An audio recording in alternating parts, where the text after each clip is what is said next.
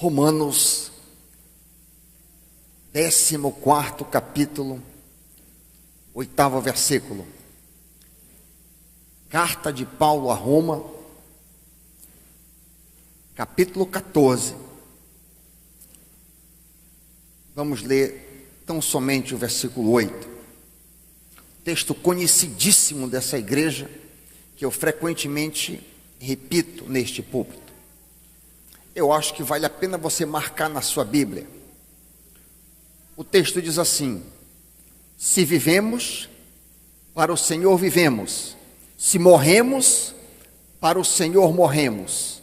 Então, quer vivamos, quer morramos, nós somos do Senhor. Pai, fala aos nossos corações nesta noite, em nome de Jesus. Amém.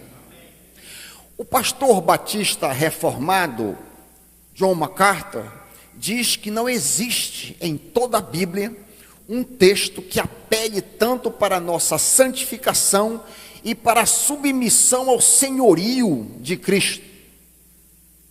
Jesus sofreu na cruz e ressuscitou para ser suprema autoridade, para ser Senhor sobre nós. Consequentemente, a tua vida e a tua morte estão nas mãos dele. Cristo é soberano sobre a tua existência, sobre a tua eternidade.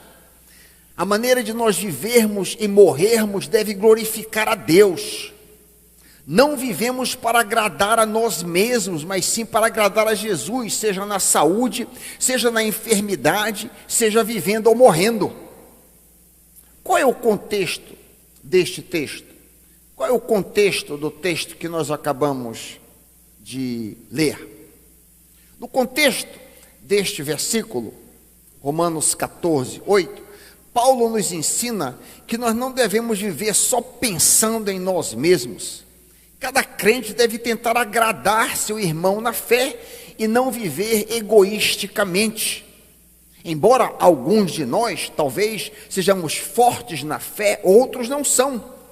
Este pensamento é ilustrado em cima da questão de comer ou não comer carne, guardar ou não guardar datas.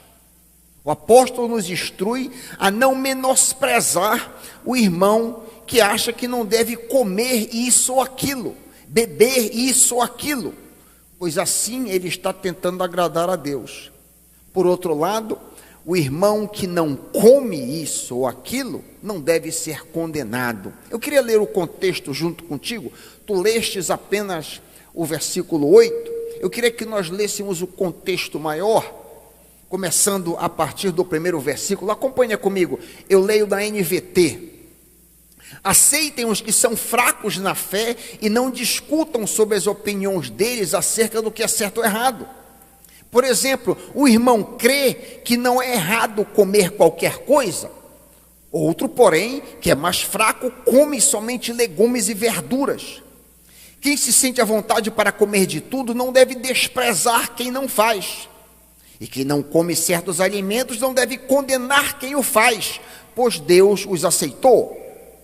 Quem são vocês para condenar os servos de outra pessoa? O Senhor deles julgará se estão em pé ou se caíram.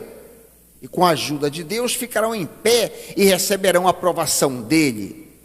Da mesma forma, há quem considere um dia mais sagrado que outro, enquanto outros acreditam que todos os dias são iguais. Cada um deve estar plenamente convicto do que faz.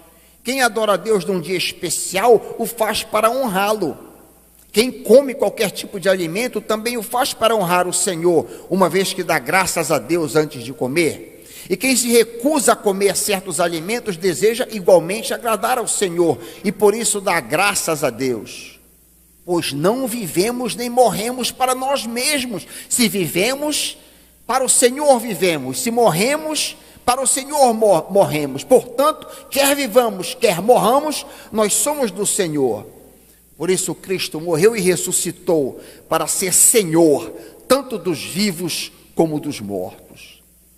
Talvez uma maneira de ilustrar o que está em jogo aqui é pensar, por exemplo, em uma mulher que não corta o cabelo por achar que assim está agradando a Deus. A mulher que corta o cabelo não deve desprezar a que não corta, nem a que corta não deve desprezar a que não corta. É possível que você ache isso uma ilustração idiota, mas quando meu avô cortou o cabelo da minha mãe, o pastor da igreja queria disciplinar o vovô. Tendo minha mãe nascido em 1927, eu imagino que esse episódio aconteceu na década de 30.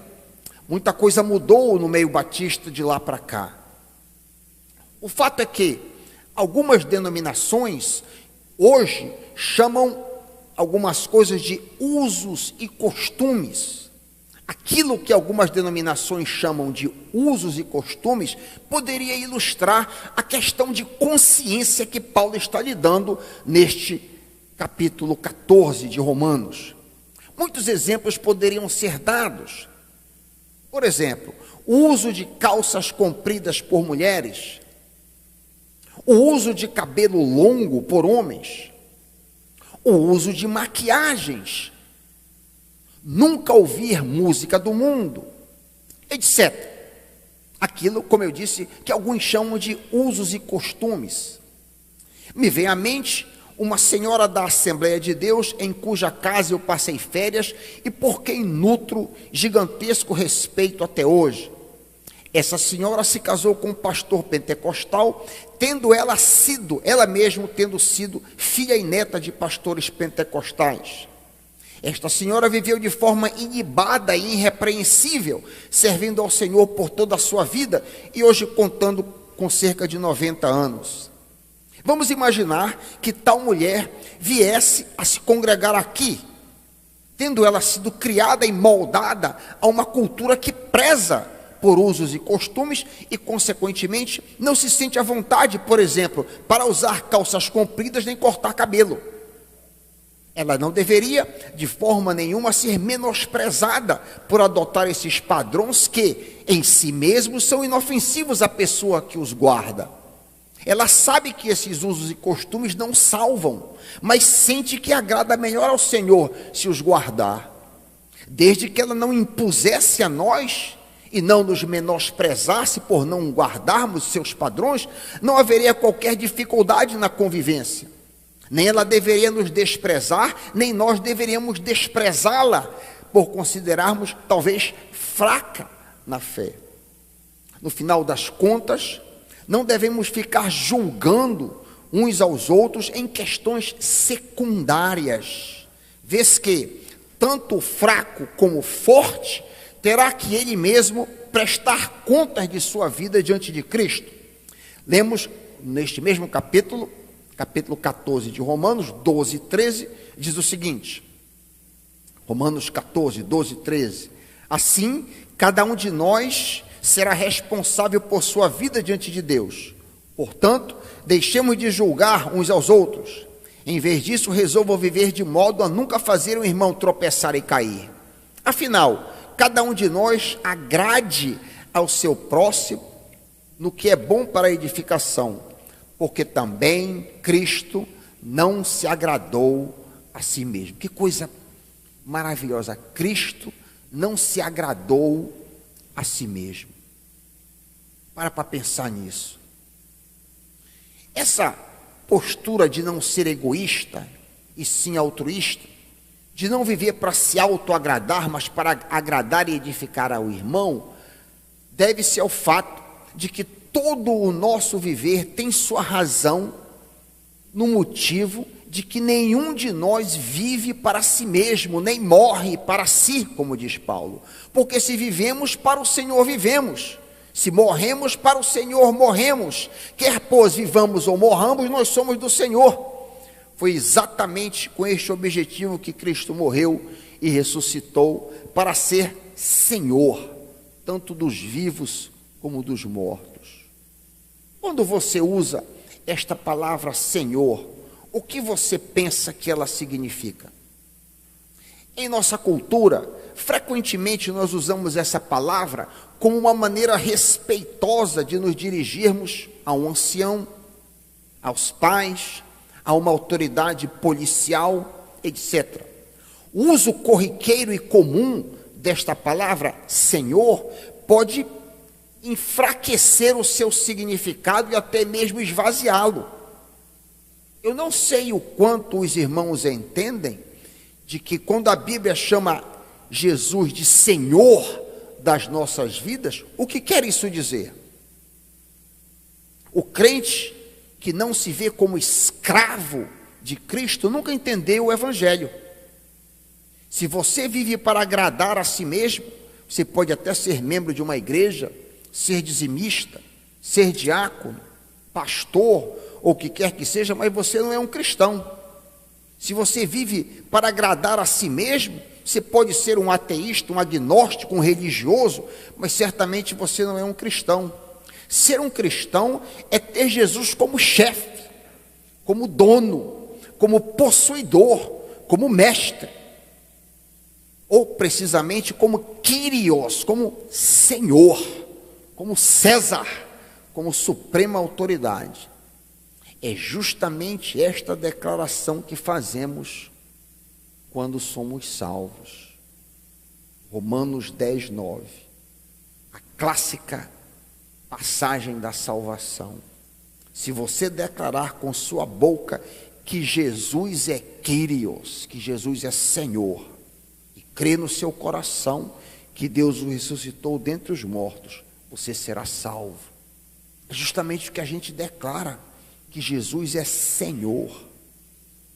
No texto que estamos considerando, aprendemos que nenhum de nós vive para si mesmo, mas sim vive e morre para pertencer ao Senhor, pois foi para nos fazer sua propriedade que Cristo morreu e ressuscitou, para ser Senhor, tanto de vivos como de mortos. O que é que tudo isso tem a ver com ação de graças? Talvez você pergunte. Afinal, este culto se propõe a ser um marco de gratidão ou de ação de graças. Eu agonizei um pouquinho quando pensei neste culto e que texto utilizá-lo, já que nós iríamos trazer membros e pessoas de nossa igreja que ganharam e perderam. O que é que eu vou fazer? Alguns ganharam, outros perderam. Mas se o Senhor Jesus é Senhor das nossas vidas, então, se vivemos, para o Senhor vivemos. Se morremos, para o Senhor morremos. Jesus sofreu na cruz e ressuscitou para ser suprema autoridade, para ser Senhor sobre nós. Consequente, querido, a tua vida e a tua morte estão nas mãos dele. Cristo é soberano sobre a tua existência, sobre a tua eternidade, se de fato tu és um cristão.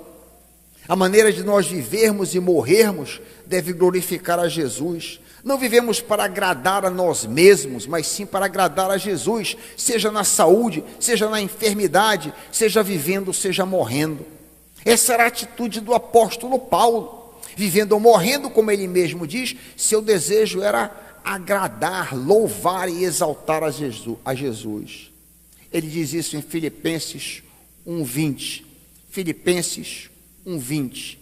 Minha grande expectativa e esperança é que eu jamais seja envergonhado, mas que continue a trabalhar corajosamente como sempre fiz, de modo que Cristo seja honrado por meu intermédio, quer eu viva, quer eu morra. Se aprouver a Jesus que permaneçamos vivos, devemos louvá-lo. Se aprouver a Jesus que morramos, haveremos de louvá-lo. Não é exatamente esta a vontade do Senhor Jesus? Em tudo, não em algumas coisas, em tudo dai graças, porque esta é a vontade de Deus em Cristo Jesus para convosco. 1 Tessalonicenses 5:18. Eu dei uma olhada na NVT, a NVT verte bem claro, o mesmo verso. Sejam gratos em todas as circunstâncias, porque essa é a vontade de Deus. Nenhum de nós, a começar por mim, consegue viver assim, se depender de sua própria força. Somente no poder do Espírito Santo, somente o Espírito de Deus pode nos capacitar a viver e principalmente a morrer para honrar a Cristo. Vale repetir, ninguém consegue com o seu próprio braço, na sua própria coragem, a morrer dando glória ao Senhor. É o próprio Deus que nos habilita a enfrentar a nossa própria morte e a morte dos nossos amados com graça e força. Em uma doença potencialmente mortal como a Covid, aqueles que o Senhor mantém vivos devem agradar a Ele. Por outro lado, aqueles que são promovidos à sua presença o louvarão de maneira melhor ainda. Aqueles que morrem em Cristo são agraciados por indizível alegria em sua presença, além de receberem um galardão de suas obras. Não é isso que a Bíblia diz? Apocalipse 14, 13. Apocalipse 14, 13, diz João: eu ouvi uma voz que vinha do céu dizendo: escreva isso, felizes os que de agora em diante morrem no Senhor. Sim, diz o Espírito, eles são verdadeiramente felizes, pois descansarão de seu árduo trabalho, porque as suas obras os acompanharão. Os que ficam, os que não morrem, os que ficam, embora sofrendo pela separação, devem ser gratos em todas as circunstâncias, pois esta é a vontade de Deus para vocês, como eu acabei de ler. A partida de um ente querido nos é doída. A partida de um amado nos faz sofrer. A despedida de uma pessoa que nos é próxima nos dilacera. É como se um pedaço de nós fosse arrancado. Lembro-me da partida da minha mãe e da falta que ela ainda hoje me faz. Todavia, um grande conforto a todos os que perdem seus amados é que para Deus não existem mortos. Aleluia! Você sabia disso? Todos permanecem vivos para Deus. Você sabia disso? Ué, pastor Raico, onde é que está escrito isso? Lucas 20, 37 e 38. Principalmente versículo 38, eu estou citando o 37 só para contexto. Lucas 20, 37, 38. Jesus diz: quanto a haver ressurreição dos mortos, o próprio Moisés provou isso quando escreveu a respeito do arbusto em chamas. Ele se referiu ao Senhor como o Deus de Abraão, o Deus de Isaque, o Deus de Jacó. Portanto, diz Jesus, Ele é o Deus dos vivos e não dos mortos. E está aqui a catracada: pois para Ele todos vivem. Aleluia. Pois para Deus todos vivem. O crente deve estar sempre agradecido por sua ligação com Jesus, por sua grande salvação. Esta salvação deve nos fazer gratos em toda e qualquer situação, pois nada pode desfazer essa ligação, nada pode nos separar do nosso Senhor Jesus, como lemos em Romanos 8, 35 a 39. O que nos separará do amor de Cristo? Pergunta Paulo. Serão aflições, calamidades, perseguições, fome, miséria, perigo, ameaça de morte? Como dizem as Escrituras, por causa de Ti, Senhor, enfrentamos a morte todos os dias. Somos como ovelhas levadas para o matadouro. Mas apesar de tudo isso, somos mais que vencedores por meio daquele que nos amou. Aleluia.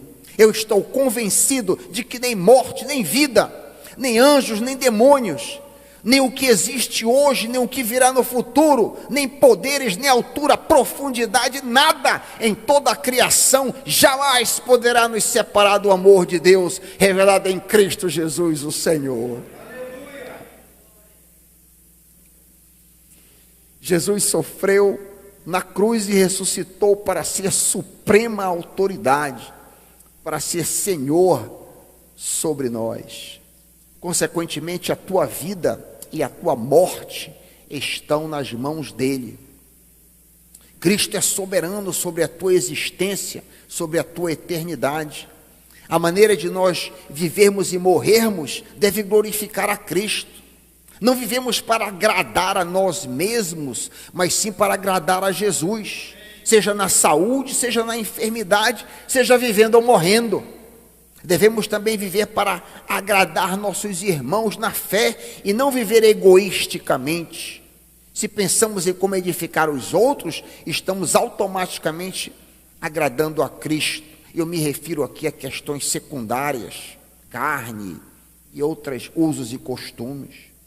No final das contas, o crente é a herança de Jesus. Eu vou dizer isso de novo. No frigir dos ovos, o crente é a herança de Jesus. Portanto, podemos dizer, se vivemos, para o Senhor vivemos. Se morremos, para o Senhor morremos. Assim, pois, quer morramos, quer vivamos, nós somos do Senhor. Te alegra, filho de Deus, nem vida nem morte pode te separar do amor de Cristo. Amém.